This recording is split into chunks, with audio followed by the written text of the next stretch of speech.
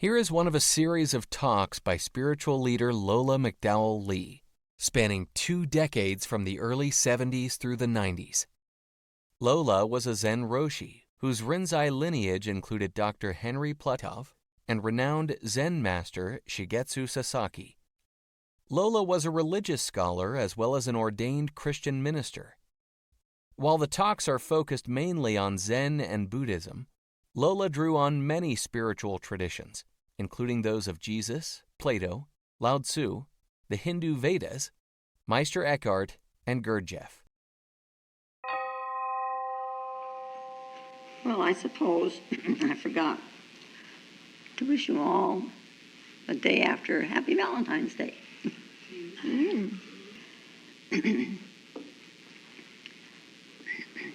I'm going to read you a little story from Chuang Tzu. Now, Chuang Tzu was a man of Tao who came after and was a student of Lao Tzu. Chuang Tzu. And this one goes, Duke Huan of Qi was first in his dynasty, and he sat under a canopy reading his philosophy. Fien, the wheelwright, was out in the yard making a wheel. Fien laid aside the hammer and the chisel and climbed the steps and said to Duke Huan, "May I ask you, Lord, what is this that you are reading?" And the Duke answered, "With the experts, the authorities." So Fien asked him, "Dead or alive?" And the Duke answered, "Dead a long time." Then said the wheelwright, "You are then reading only the dirt that they have left behind." And the Duke replied, "What do you know about it? You're only a wheelwright. You had better give me a good explanation, or else you die." So this little wheelwright said, "Let us look at the affair from my point of view. When I make wheels, if I go easy, they fall apart. If I am too rough, they do not fit. But if I am neither too easy nor too violent, they turn out right. The work is just what I want it to be." You cannot really put this into words. You have to know how it is. I cannot even tell my own son exactly how it's done. And my own son cannot learn it from me. So here I am, 70 years old, still making wheels. The men of old took what they really knew with them to the grave. And so, Lord, what you are reading there is only the dirt that they left behind. Yeah.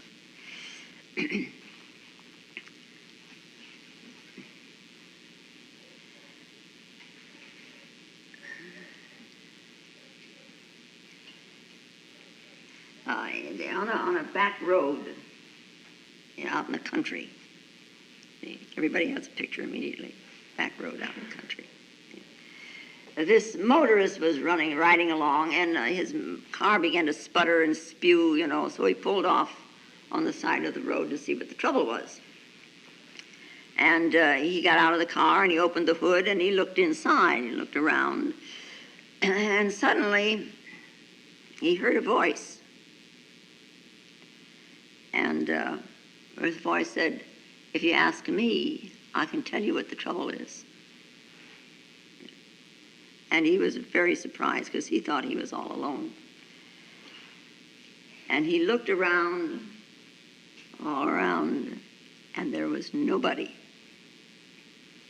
There was only on the other side of this fence, there was this horse standing there. And now the man became frightened. And he sped down the road. And he ran and he ran and he ran for 20 minutes as fast as he could till he finally got to a filling station. And there, and finally he caught his breath, and he told the man there what had happened. He says, there was nobody there, nothing but a horse, but I heard a human voice. And this service station attendant then asked, was by any chance the horse black, swayback, and bow-legged? Well, yeah, that's the one, that's the one. Well, don't mind him. He's just an old philosopher, dead long ago, but haunting the place. Out of habit, he goes on looking for people to ask questions. He is not the horse. He's just using the poor old horse as a medium of being here. Just don't mind him. Well, there are people all over the world, I think, that would flock to hear a horse speak. Me too. I'd want to hear that. And particularly, you look at the people that are going to hear Lazarus speak this day and age. They're having seminars, so Lazarus can talk to you and you can ask him questions. Anyway, but if this horse were speaking and it was talking about philosophy and answering these very deep questions about life and also answering the easy questions and even being able to tell a man how to fix an engine, even though there were no engines when he was around. But he could do all this. The voice is coming from a very unusual source. So we must needs do what it says, because this is unusual. Now, have you looked within yourself enough to know that there is a kind of a voice in you? It may not speak in so many words, in fact it doesn't, but it can give directions. And it comes from what we could call a very unusual source. It gives answers. It asks questions. But do we listen? Or is it maybe that our old philosophies are managing us? Our old experiences seem to swallow up the new ones and govern them. Something happens, and instead of just letting it happen, we're all of a sudden in a scramble within to try to put this new experience in a place where it will seem familiar. We put it in a juxtaposition so that it is now familiar. And this is the familiarity of security. We want to feel secure. It is the function of the ego. It wants to be secure. And in this way, then, of course, because we are doing this all the time, the past haunts us. We get up in the morning, and it's the same world. It's familiar.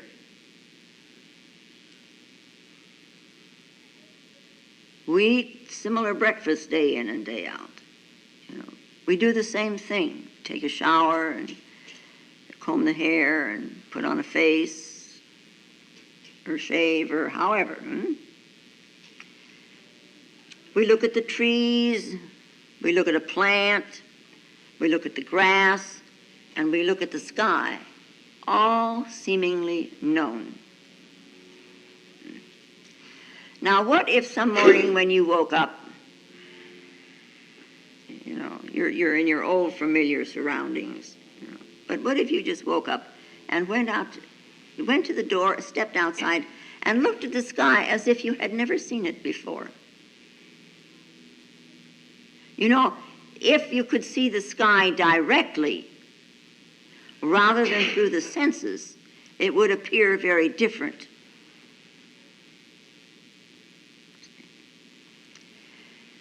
We look at things with a past.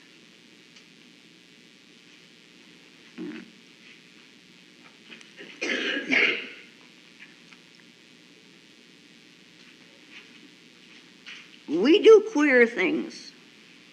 They're habits. You know? We people. When the Buddha was alive, for instance, he was rejected. People rejected him. He tried to change old patterns. Have you any idea of how you cling to an old pattern?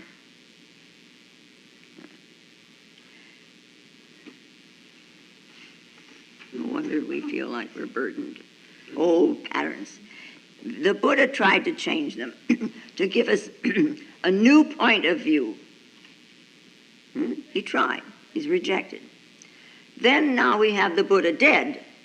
He is no longer flesh and bones and blood. And so what is it people say? Well, he never falls ill. He never had a sick day in his life. He is never hungry. He could eat a bowl of rice a day or a grain of rice a day, and it was fine. He can do anything. He can walk on water. He can sit in the sky. And he does. There is a festival in China, and I don't know how often they have it, once every 10 years or so. But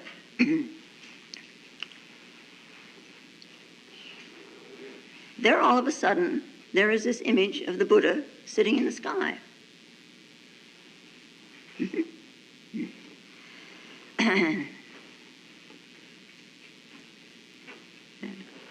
Taoism. But with our thinking that he's all long gone, you know. In our thinking and our feeling, we make him something other maybe than what he really was. Huh? We develop higher and higher and higher abstractions until we are lost somewhere in some imagined paradise so that we can meet this Buddha. And we have done the same with Jesus. He tried to change the way people thought about God and themselves. So, do away with him. Yeah. Now, death destroys the body. There's no longer anything we can touch. So this link is broken. But we still have a mental image, an ideal image. It is bloodless and boneless and superphysical. Whatever you want to imagine, you can. You can project any quality, all qualities, whatever you want, on this image that you have. Now, this is very difficult to do with a living person, right? Because the reality is present, you know. And more than likely, that person will destroy your projections, or at least try to. Yeah.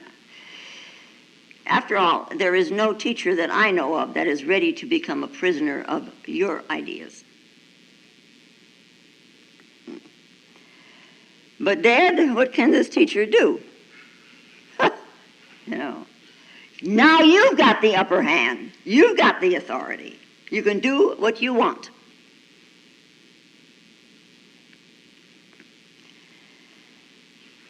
But a man like a Buddha alive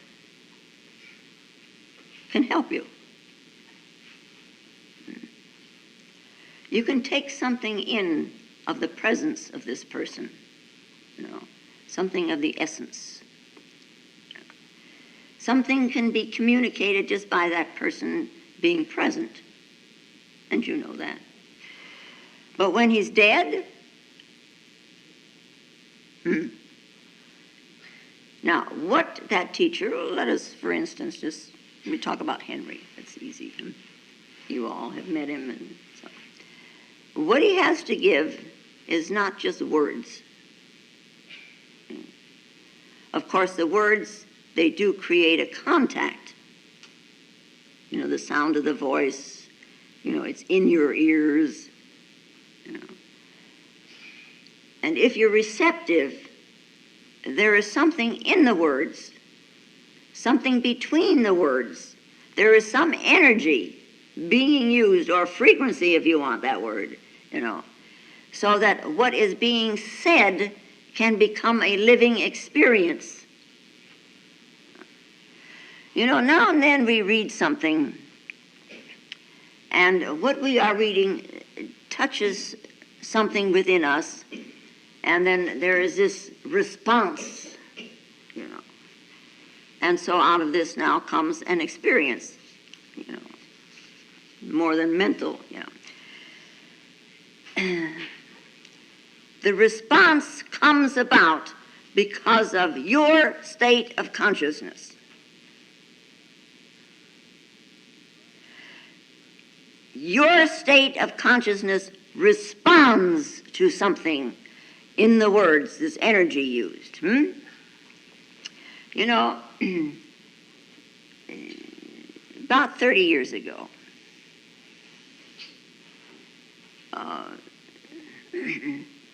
I was reading a book on philosophy,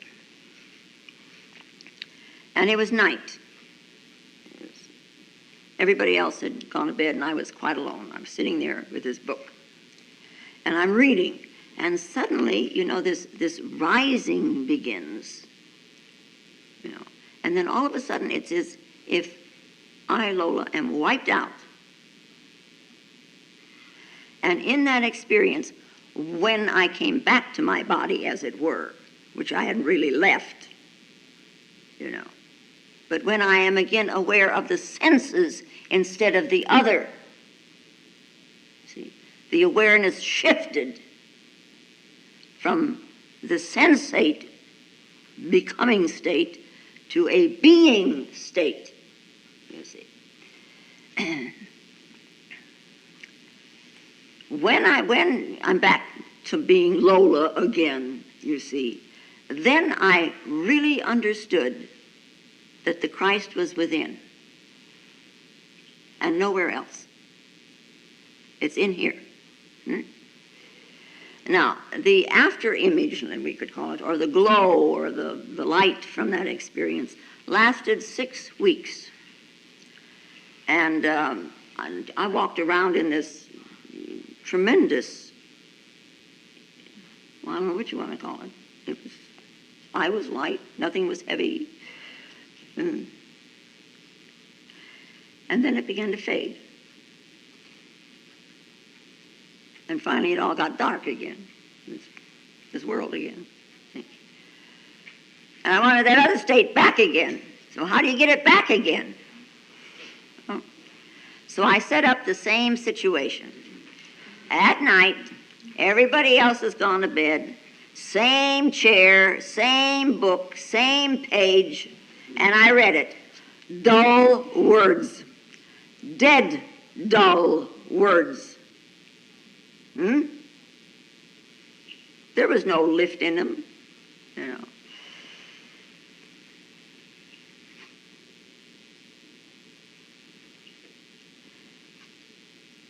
It is in you, and not other than this. You respond, or you don't respond. One learns to swim by getting wet, they say. It is the experience that teaches us that this world is not altogether what it seems. Yeah. Spirituality is kind of like swimming, you know.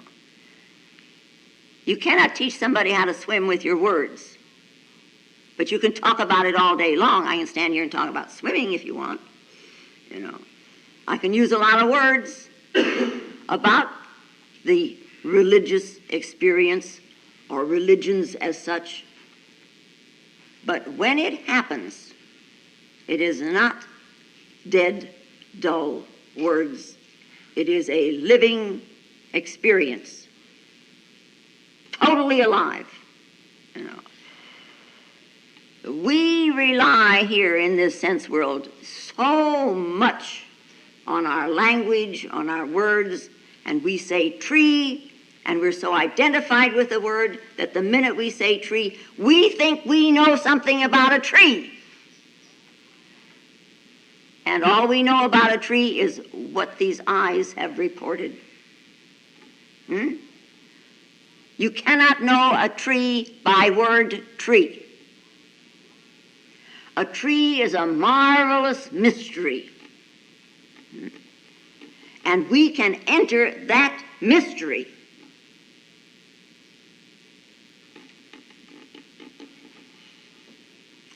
We can become great scholars of the Bible.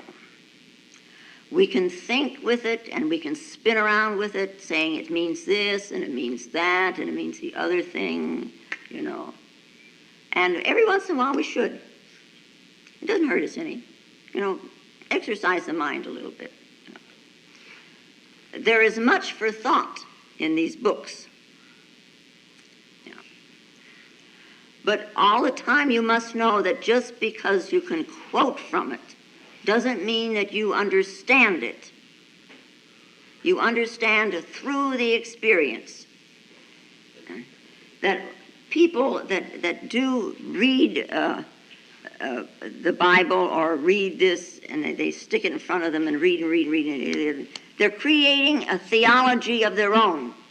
They're creating a philosophy of their own, and which all of us do. But hopefully we're not trapped in it. We should realize what we're doing with our own words. You know, we shouldn't hypnotize ourselves.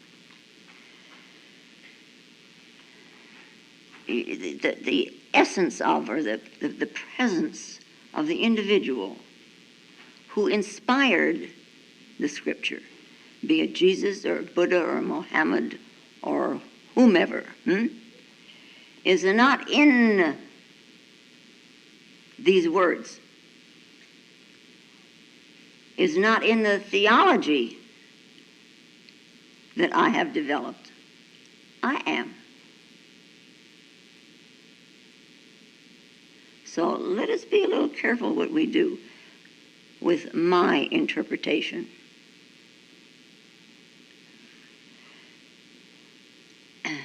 If you watch yourself as you read, you will see that the words and your understanding of them are mirrors. You will see yourself in them. You can read anything you like into them. There is not any Jesus or Buddha or Mohammed to say, no, that was not my meaning. You can just pick it up and run.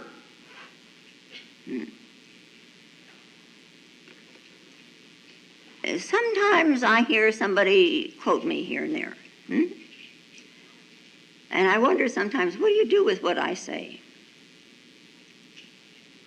When you quote, whose meaning are you using? Yours or mine? Yeah. Freud, in the last years of his life, one time gathered about 20 of his disciples around him, and they all went out to lunch. And during this course of this luncheon, they began to discuss certain points that Freud had developed. And they began to discuss what maybe he might have meant by certain phrases. And they got so absorbed in what they were doing, they forgot that he was present. No?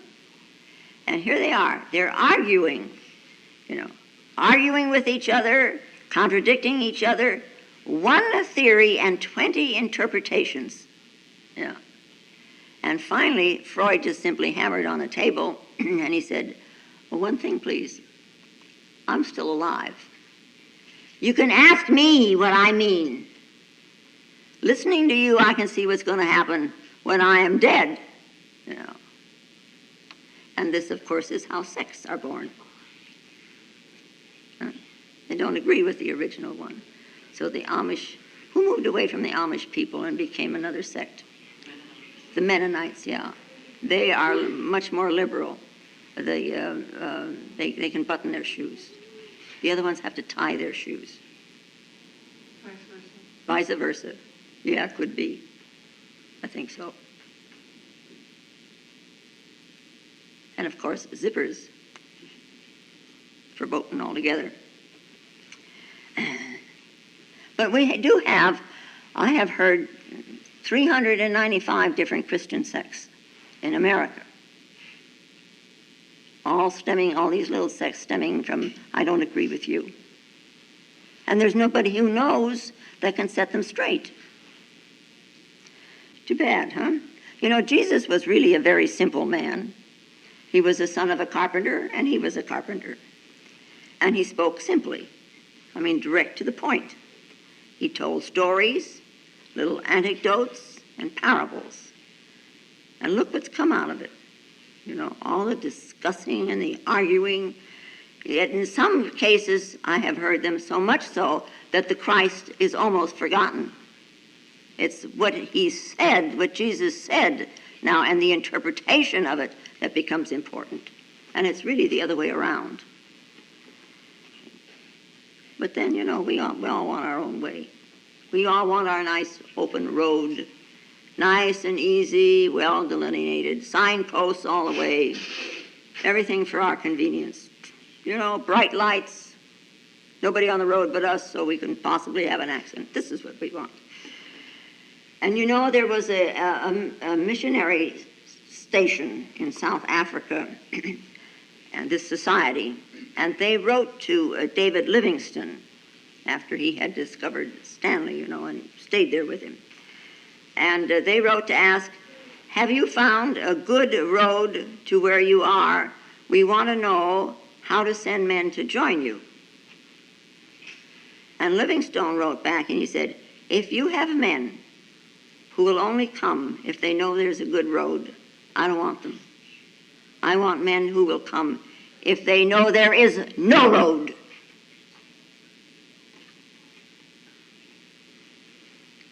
Mm-hmm. And there is no marked road. It is called a pathless path or a wayless way. Yeah. There isn't a signpost on it. There isn't a marker on it. We have to grope around with it, and we don't know whether we found it or not unless we have, somebody to say, yes, this is okay, no, this is not okay. The experiences which will tell you that, yes, you're on the right track.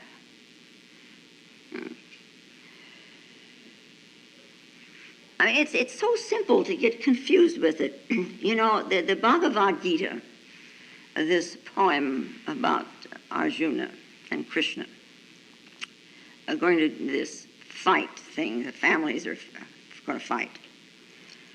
And Shankaracharya, he says that this book is a message of renunciation. And there is another teacher that says it is a message of action, which they call karma. And Ramanuja, he said that it was a message of devotion, of bhakti. Which one will you choose? All three are correct. There isn't any need to argue. We need to realize that in our own way, we are all philosophers. We all have our theories. We all have our notions about. And of course, we do realize that our notions, I hope we realize, that our notions about and our theories about will change when we see the situation directly instead of through the senses. That we must realize that what we read and what we hear is our interpretation according to our state of consciousness. What you do, how you see, how you hear, what you think is your state of consciousness.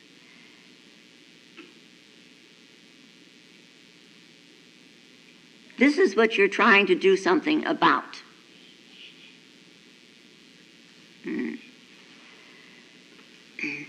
You know, there are people in this world that memorize. They memorize the Upanishads, or they memorize the Bhagavad Gita, and then they think, because they have it memorized, that they're safe from any harm.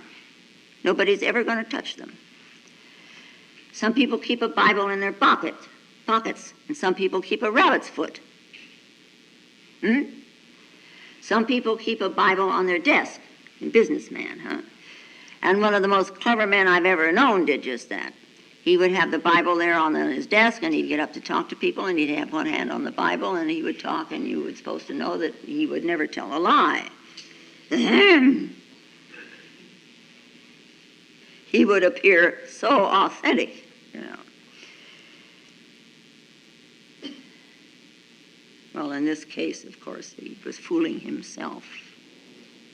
Too bad, huh?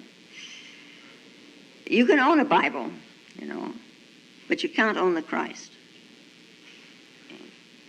You have to be possessed by him. And he's already there within you. Jesus spoke of the kingdom of heaven, and he said it is within. Why stand ye gazing?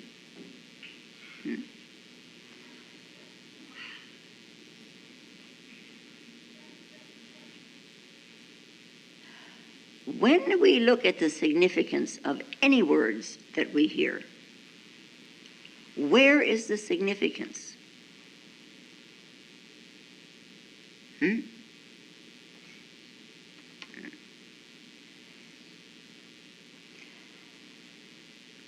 Once in a while, I say something that you might think, oh, that's important to me. Why is it important to you?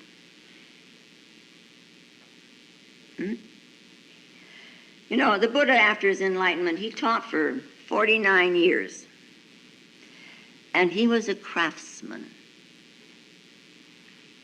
He really must have been a fabulous teacher, huh? He had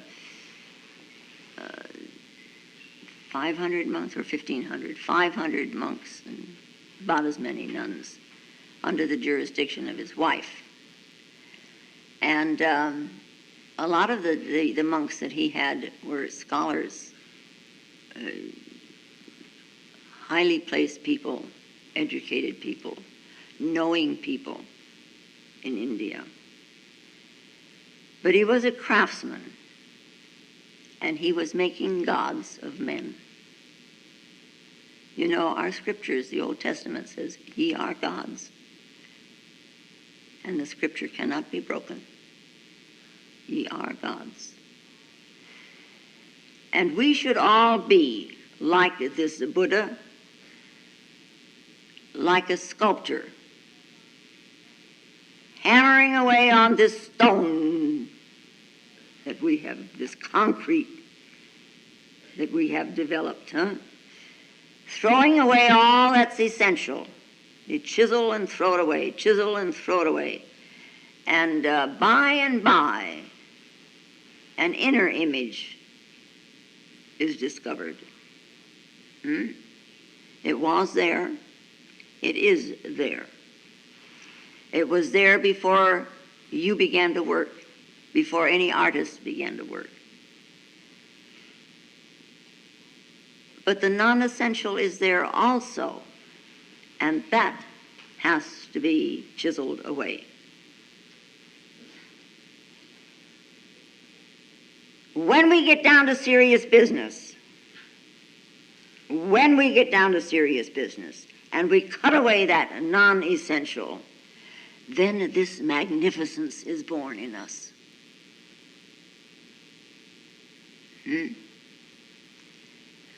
The within, here and out there, they penetrate each other. It's not that something new has come into this world.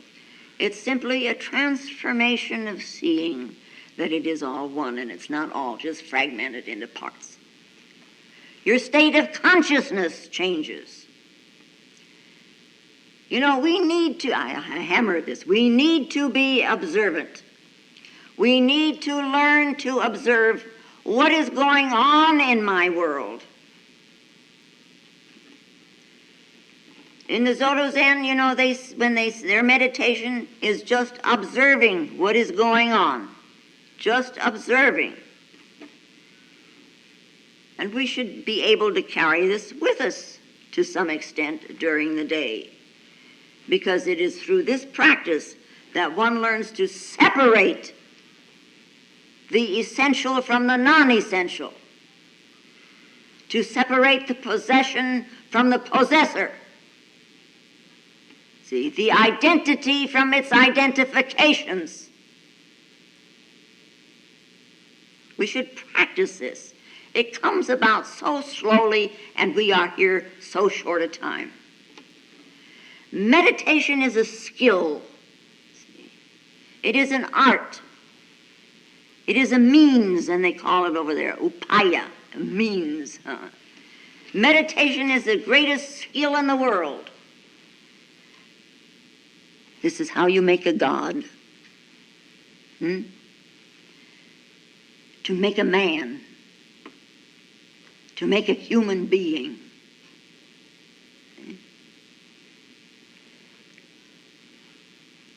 To see the mind, to drop the ego, to allow this ultimate to happen. And all scriptures are fingers pointing. Fingers pointing. They are not the actuality. They point to something in you. You respond to a finger pointing, and something does happen. So we have this little Chuang Tzu story, Duke Huan of Qi, first in his dynasty, sat under his canopy, reading his philosophy. Fien, the wheelwright, was out in the yard making a wheel. And Fien, he laid aside his hammer and chisel, and he climbed the steps, and he said to Duke Huan, "May I ask you, Lord, what is it that you are reading?" And the Duke replied, "The experts, the authorities." And Fien asked then, "Living or dead?" Well, experts and authorities, we have aplenty. Yeah, there's even one. Right, huh? Which ones will you choose? There is an authority that surpasses any book of directions. Why not go to that?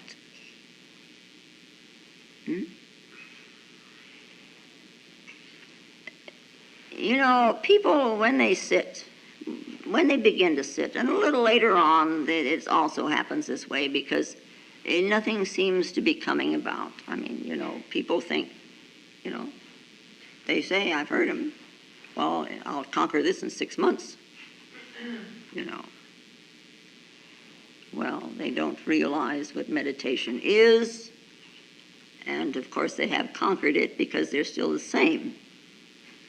They have not allowed themselves to be transformed because they are conquering it all the time. Yeah, but when one sits, there is a wavering. Hardly anyone sits, or a couple of years down the road, you know, all of a sudden with a total heart, yeah, no more, huh? One begins with a doubt. Something happens and the doubt is erased. But then nothing else happens, and down the road, and boy, have I got a doubt now. Yeah. There are times in our lives when doubt is extremely important. And there are times when it should be set aside for trust. Yeah. How about paying attention to trust? Trust should be present even when in doubt. The ego is always going to say, no, no, no, no, no, no, no. I mean, if this happens, no. You know. Ego is always saying, don't let go, don't let go. If you let go, you're going to be lost. Well, where are you now?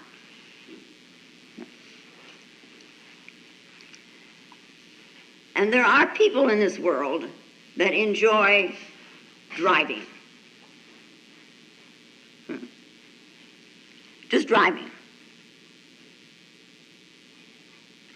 Jack sometimes was like that. He'd get in the car and ride all over the county. Some people, well, he didn't do this, he didn't go this extreme. They drive from here to Los Angeles.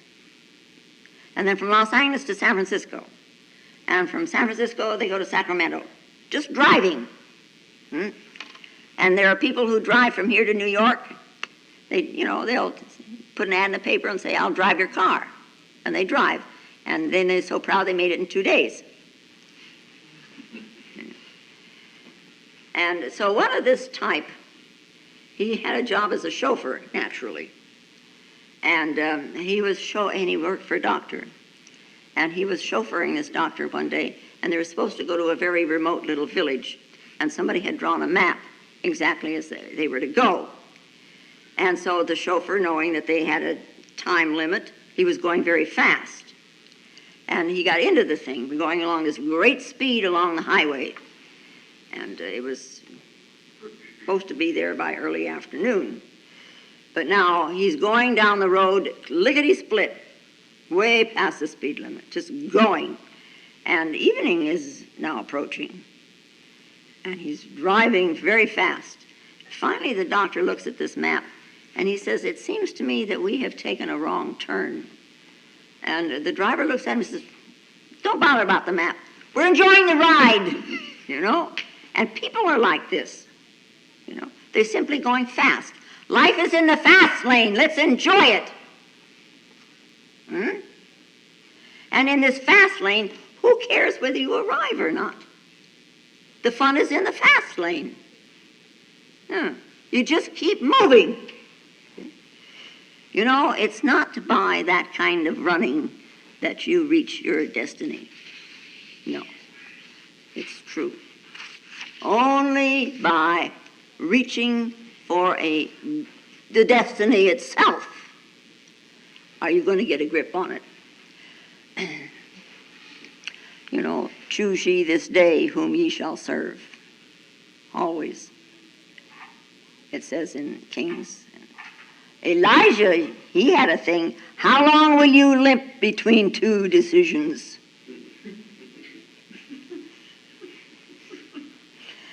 And so you remember Uncle Remus' little story about Brer Rabbit, which is no longer in existence, the little book. Brer Rabbit was invited to dinner on the same evening at the same time at Brer Terrapin's house and Brer Possum's house. And there he stood at the crossroads, and he was hungry. And he's going through this thing. Do I eat with Brer Terrapin or do I eat with Brer Possum? And first he ran down the road to Brer Possum's. He made up his mind that's where he was going. And then he changed his mind and he reversed himself and he started toward Brer Terrapin's.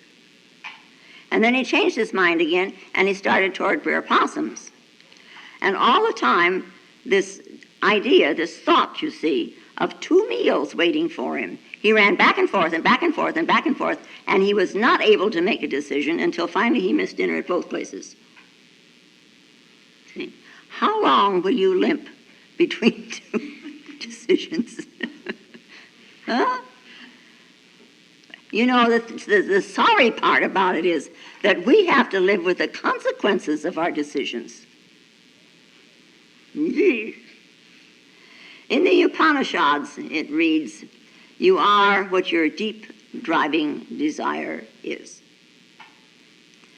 As your deep driving desire is, so is your will. As your will, so is your deed. As your deed is, so is your destiny.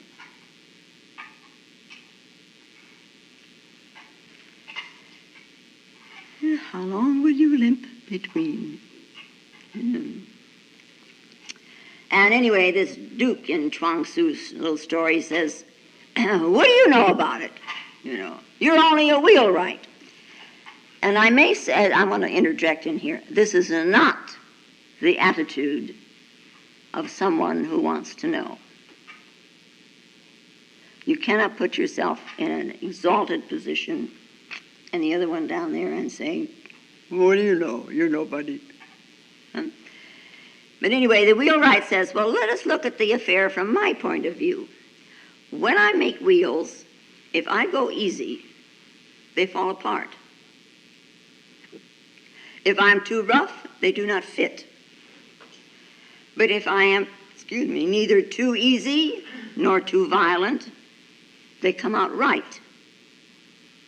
The work is what I want it to be. You cannot put this into words. You have to know how it is. Well, of course, extremes never build a wheel, correct wheel. They don't build a correct life either. You just go and remain in the middle. But how can I tell anyone to remain in the middle? An actual middle. Not a thought middle, but actual middle. Actual middle is very difficult to find. We could go and ask a tightrope walker, and Nietzsche did that, He had that in his book. How do you walk a tightrope? How does he do it? What can he tell you? What can he say? He says, well, maybe he'd say something, well, if I lean too much to the right, then I have to balance and lean toward the left. I have to do this in order to balance. And if I lean then too much to the left, then I have to lean toward the right to balance. See? And so he weaves his way across his tightrope over the abyss. Yeah. Now, in the actual middle, of course, is deeper than that. Yeah. So we can say the words, we can think the words, and we can write the words. But this does not get us across. We have to do. We have to be. The consciousness has to be involved, not just thinking it out. We have to use the body. We use the mind. We use the whole being to cross. And there isn't any fixed formula.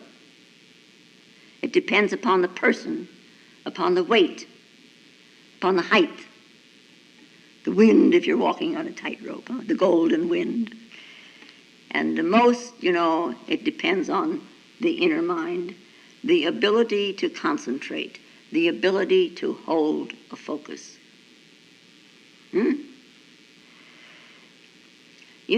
To transcend ourselves in our dualistic states. I often mention the word humility. How do you understand that word, humility? Do you think of it as a self-abasement, as if you were inferior? You go around acting inferior to everybody all the time? I hope not. Humility is just as much the opposite of self-abasement as it is from self-exaltation. Humility is the middle. It is neither extreme. To be humble is to not make comparisons.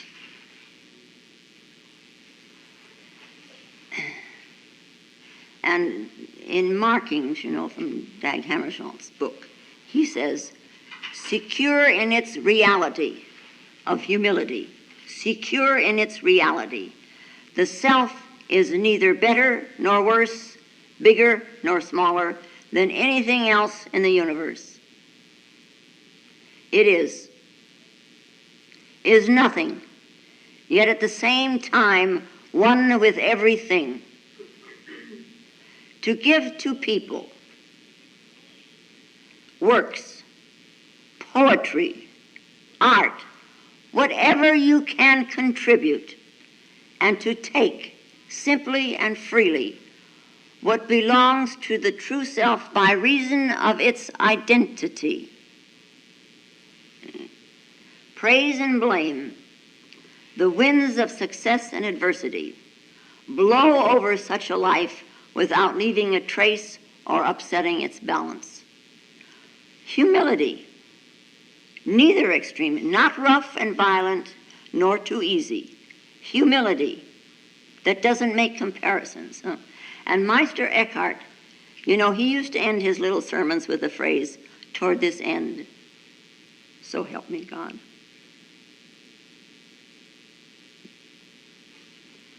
Yeah, we could all use a little help.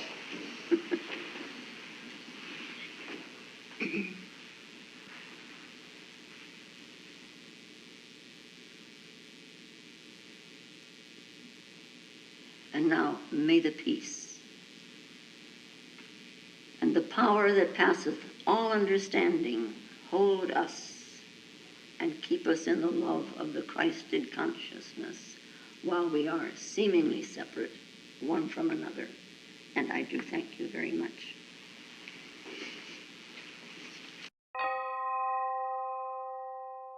If you find Lola's talks valuable, more will be posted in weeks to come.